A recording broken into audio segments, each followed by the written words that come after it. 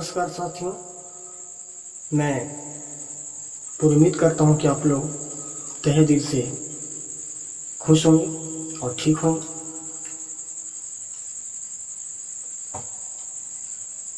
आप लोग के समक्ष जिस टॉपिक को लेकर के मैं उपस्थित हुआ हूँ उस टॉपिक का नाम उच्चतम न्यायालय, जो इंडियन पॉलिटी के अंतर्गत हमें पढ़ना है। सुप्रीम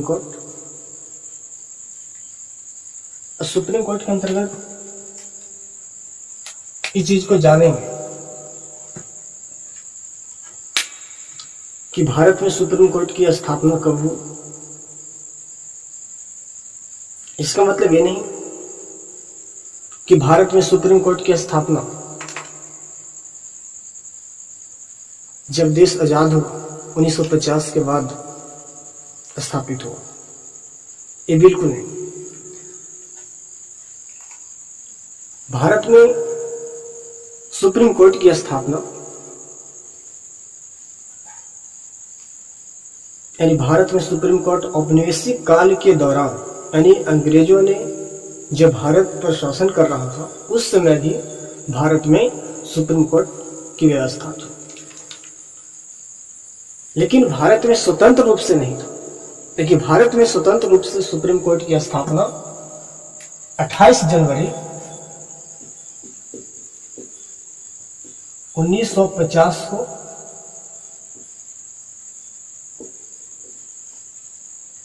किया गया था।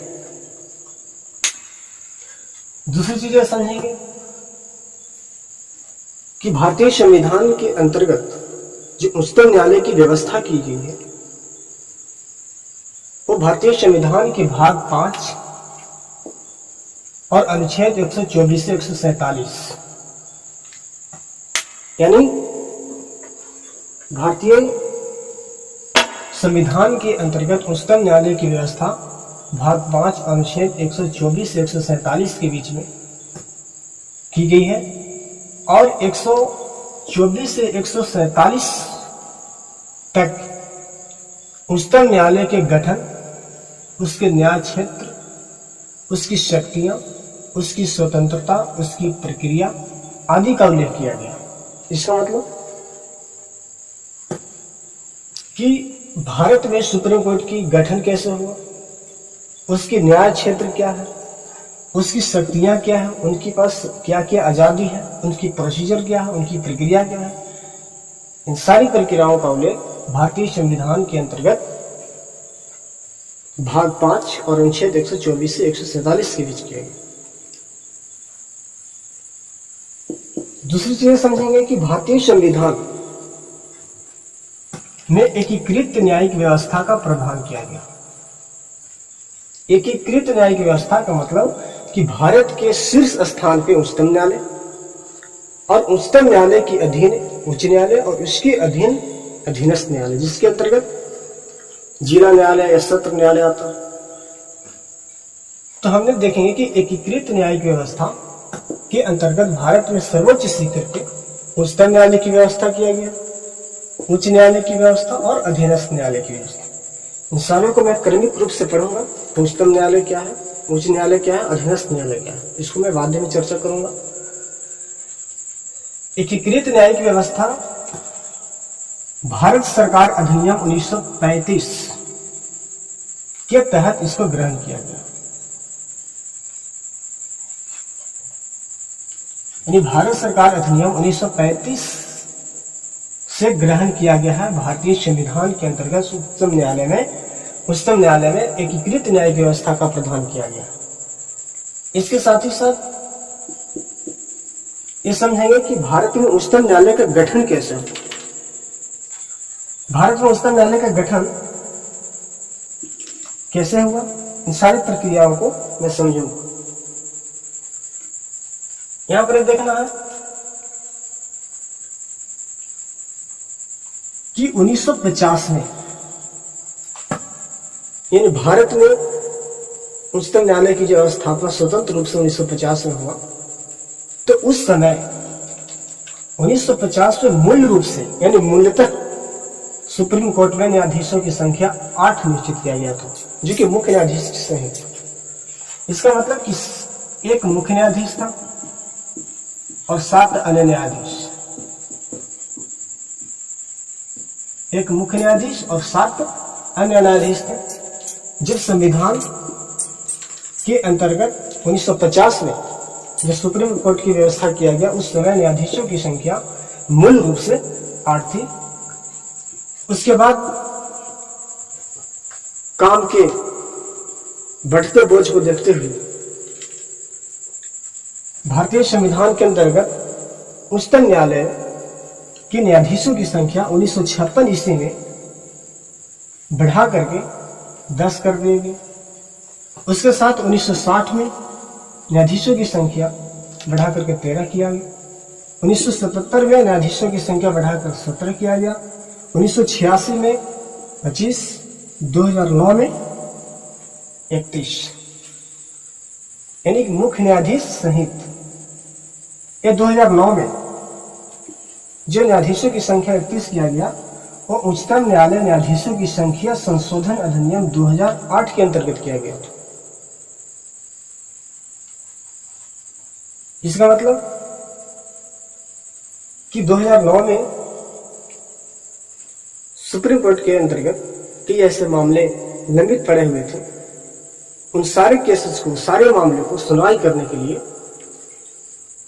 न्यायाधीश की आवश्यकता थी और न्यायाधीश की संख्या को बढ़ाने के लिए 2009 में उच्चतम न्यायालय न्यायाधीशों की संख्या संशोधन अधिनियम 2008 के अंतर्गत संशोधन करके न्यायाधीशों की संख्या 31 कर दिया गया। मुख्य न्यायाधीश सहित, यानी 30 अन्य न्यायाधीश, एक मुख्य न्यायाधीश। अभी वर्तमान में मुख्य न्यायाधीशों की संख्या 34, जिसमें एक मुख्य न्यायाधीश और 33 अन्य न्यायाधीश हैं। इसके साथ ही साथ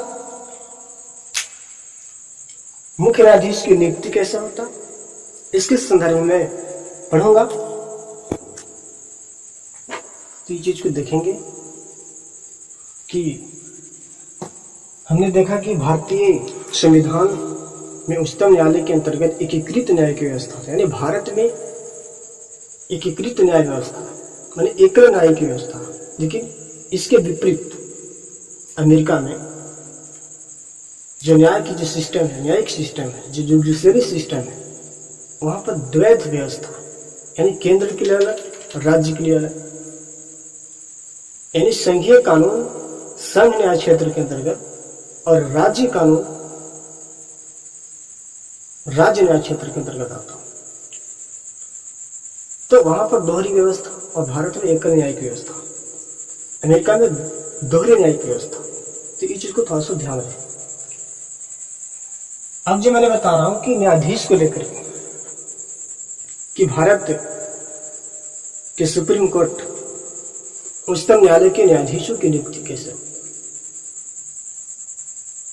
न्यायाधीशों की नियुक्ति भारत में उच्चतम न्यायालय के न्यायाधीशों की नियुक्ति राष्ट्रपति के द्वारा किया जाता है। इसका मतलब ये नहीं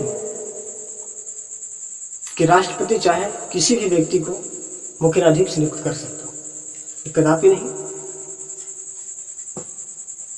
राष्ट्रपति ऐसा मनमाने तरीके से नहीं कर सकता।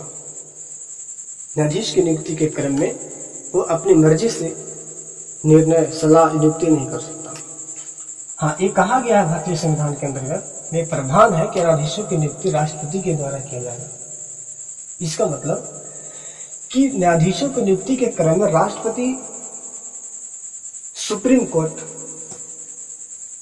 कोर्ट के अन्य न्यायाधीशों से और हाईकोर्ट के न्यायाधीशों से सलाह लेने के बाद राष्ट्रपति न्यायाधीशों की नियुक्ति करता है। इस चीज को समझे। मुख्य न्यायाधीश की नियुक्ति राष्ट्रपति के द्वारा किया जाता है। भारत में चीफ जस्टिस यानी मुख्य न्यायाधीश की नियुक्तियां, अपॉइंटमेंट्स राष्ट्रपति के द्वारा किया जाता है, किंतु सुप्रीम कोर्ट के अन्य न्यायाधीशों और हाईकोर्ट के न्यायाधीशों से सलाह लेने के बाद ही वो मुख्य न्यायाधीश की नियुक्ति करता है। अन्य न्यायाधीश की नियुक्ति के क्रम में, अन्य न्यायाधीश की नियुक्ति के क्रम में देखेंगे कि इसकी नियुक्ति ही इसी तरह होता कि सुप्रीम कोर्ट के न्यायाधीशों से, हाईकोर्ट के न्यायाधीशों से सलाह लेने के बाद अन्य न्यायाधीशों की नियुक्ति करता है, किंतु अन्य न्यायाधीश की नियुक्ति के क्रम में मुख्य न्यायाधीश से सलाह लेना अति आवश्यक हो जाता है। इस चीज को थोड़ा सा समझें कि अन्य न्यायाधीश की नियुक्ति के क्रम में राष्ट्रपति सुप्रीम कोर्ट के न्यायाधीश और हाईकोर्ट के न्यायाधीशों से सलाह लेगा, और इसके साथ ही साथ उन्होंने मुख्य न्यायाधीश से भी सलाह लेने के पश्चात ही वह अन्य न्यायाधीशों की नियुक्ति करता। न्यायाधीश की नियुक्ति के क्रम, इसके विषय को लेकर देखेंगे कि एक विवाद रहा, उस चीज को मैं चर्चा करूंगा कि 1950 से 1973 तक भारतीय उच्चतम न्यायालय में न्यायाधीशों की नियुक्ति के लेकर के 1950 से 1973 तक ये व्यवस्था रहा कि सीनियर जज को, यानी वरिष्ठतम न्यायाधीशों को बतौर मुख्य न्यायाधीश नियुक्त किया जाता था।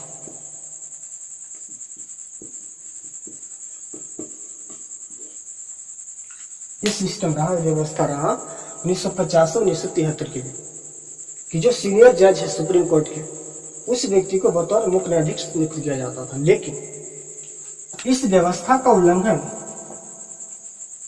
1977 ईस्वी में तब हुआ जब ए.एन. राय को 1977 में इस व्यवस्था का उल्लंघन तब हुआ कि जब ए.एन. राय को तीन सीनियर जज होने के बावजूद ही उनको मुख्य न्यायाधीश नियुक्त किया गया। और इसके साथ ही साथ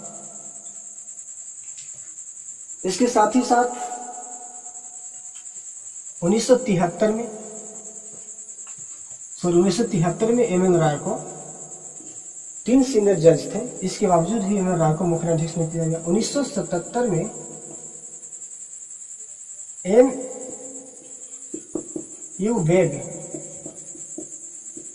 बेग को एक सीनियर जज था सुप्रीम कोर्ट के अंदर, इसके बावजूद ही एम.यू. बेग को मुख्य न्यायाधीश बनाया गया। इसका मतलब कि सीनियर जज की जो सिस्टम था कि जो सुप्रीम कोर्ट में सीनियर जज है, उस व्यक्ति को बतौर मुख्य न्यायाधीश नियुक्त किया जाएगा, उस नियम को, उस व्यवस्था को, सिस्टम्स को उल्लंघन किया गया 1973 में सबसे पहले कि 3 सीनियर जज होने के बावजूद ही एम.एन. राय को मुख्य न्यायाधीश बनाया गया। और 1977 में भी एम.यू. बेग को एक सीनियर जज होने के बावजूद भी उसको सुप्रीम कोर्ट के अंतर्गत मुख्य न्यायाधीश पद मिला। तो इस सारे सिस्टम को समझे। इसके बाद ये समझेंगे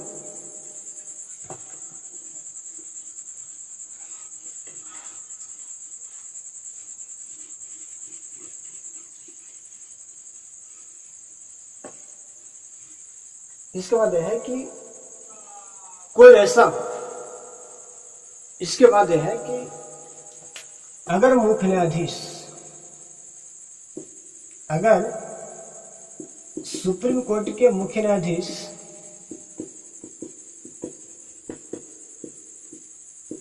या कोई भी न्यायाधीश अगर अवकाश ग्रहण कर लेता है तो वो भारत के किसी भी न्यायालय में किसी भी अधिकारी के समक्ष वो वकालत नहीं कर सकता। इस बात को याद रखें कि अगर सुप्रीम कोर्ट के न्यायाधीश, जज या मुख्य न्यायाधीश हो या कि अन्य न्यायाधीश हो, अगर वो अवकाश ग्रहण कर लेता है तो व्यक्ति भारत के किसी भी न्यायालय में, चाहे वो सुप्रीम कोर्ट हो चाहे हाई कोर्ट हो, या किसी भी अधिकारी ऑफिसर्स के समक्ष वो वकालत नहीं कर सकता। दूसरी पॉइंट है कि भारत के मुख्य न्यायाधीश को भारत